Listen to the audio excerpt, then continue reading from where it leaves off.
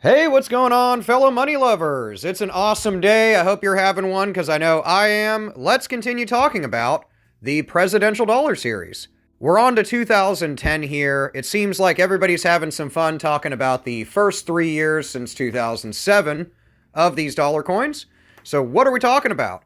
We're talking about the coins that came out in 2010 that honor Millard Fillmore, Franklin Pierce, James Buchanan, and Abraham Lincoln. The Lincoln coin is definitely the favorite and most popular for this year of release of the $1 presidential coins. I think a lot of people didn't initially love this set, but have come to really like it, and it's become really popular even amongst collectors of all types. It's also a really good set to start out coin collecting. So let's get into it. The first one that was released was for Millard Fillmore, who was President of the United States from 1850 to 1853. One thing you'll see with this dollar coin series is progressively throughout its release, for the most part, the mintage amounts just kept getting lower and lower and lower.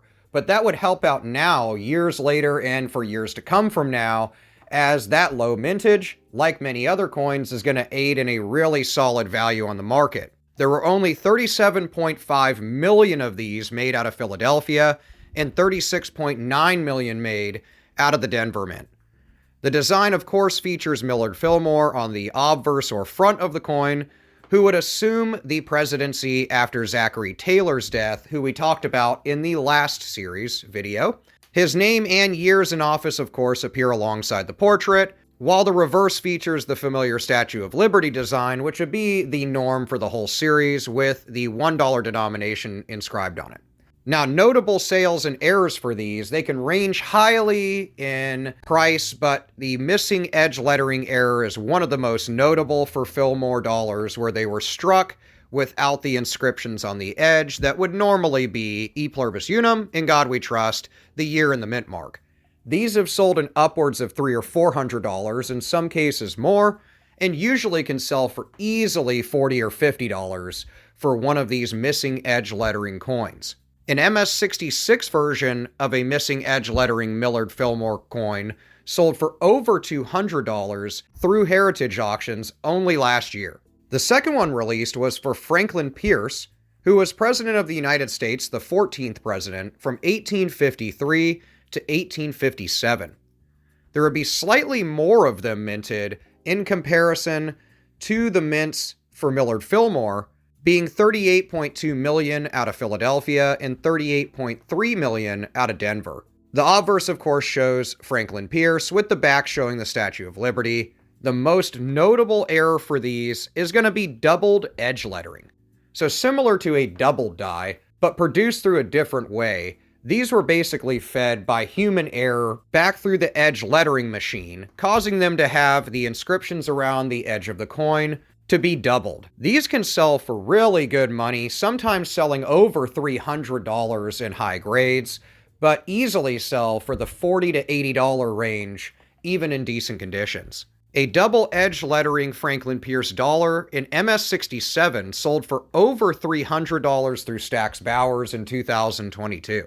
The third coin that was released for 2010 was the James Buchanan presidential dollar, who was the 15th president from 1857 to 1861. The mintage would dip down a little bit again, being 36.5 million out of Philadelphia and 36.8 million out of Denver.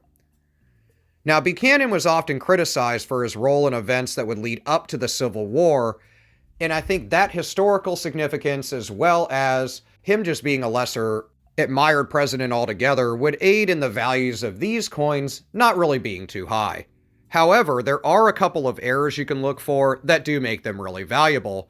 One of them being a missing edge lettering error. They can be valued anywhere around $40 or $50 or more. The best ones are weak strike errors, as the quality of production to these specific dollar coins seem to be inferior to other ones in the series, resulting in examples of this coin to have weakly struck details. This would be caused by insufficient pressure during the striking process, and ones that have really weak strikes can sell in upwards of a few $100s when they're graded well. In MS-66, missing edge lettering Buchanan dollar sold for $250 through great collections in 2021. The fourth and final coin that was released for 2010, and definitely the favorite for that year, is the Abraham Lincoln presidential dollar. Abraham Lincoln was the 16th president of the United States from 1861 to 1865. This coin would have far more of them minted, as I think the US mints were expecting sales to be much higher for this coin. Philadelphia would produce 49 million of them, and a little over 48 million would be minted out of Denver. Abraham Lincoln, which is one of America's most beloved presidents, would be pictured on the obverse of the coin, with the Liberty design being on the reverse. There are notable errors to look for on these Lincoln coins, being a struck-through grease error, where some Lincoln dollars exhibit weak details due to grease interfering with them during the striking process.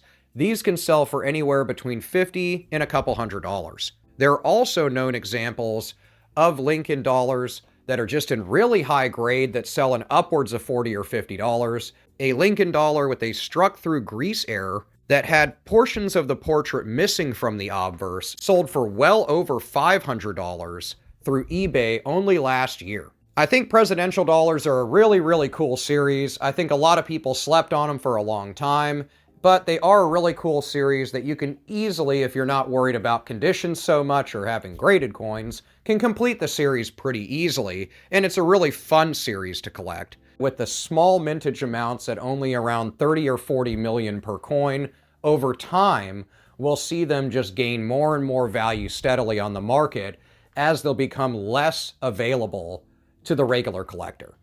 Let me know what you think about presidential dollar coins, specifically these ones from 2010, as well as the series as a whole. Of course, let me know what you've come across in your coin and banknote searches lately. Heck, if you found that cool comic book, let me know about that too. I'll see you in the comments, and I'll see you in the next video.